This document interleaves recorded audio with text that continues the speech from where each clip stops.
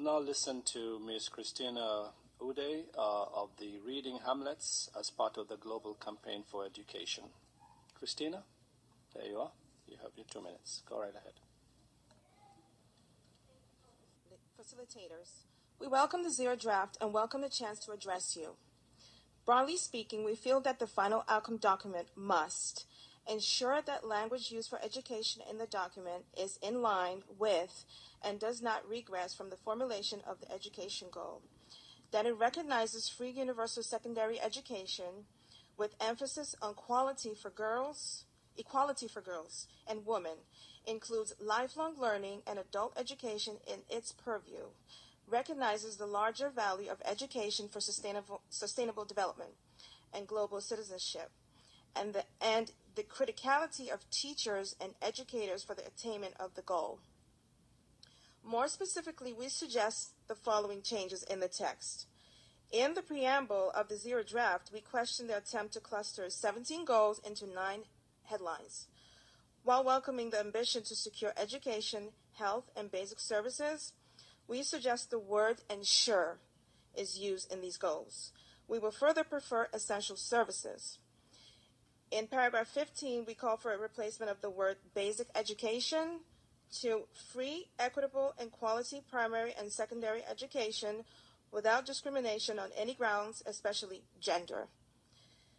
In paragraph 18, we believe that the text should recognize the word quality education and equal opportunities to decent work and placement of employment and should be addressed. In the implementation section, in paragraph 22, we recognize the centrality of education to achieving this agenda and commit to providing quality education at all levels: early childhood, primary, secondary, tertiary, adult education, and lifelong learning, as well as non-formal education.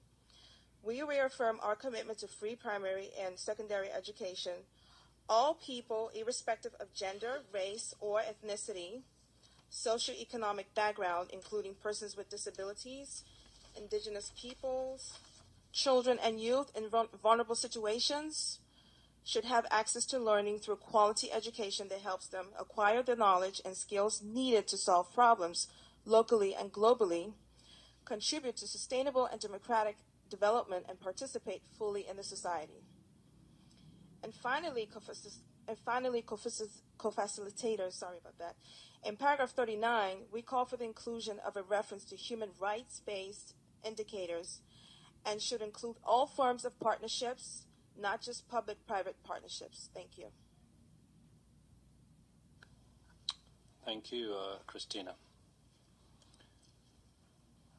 We haven't had much of a debate on the all forms of partnerships beyond public-private partnerships recently, and maybe we should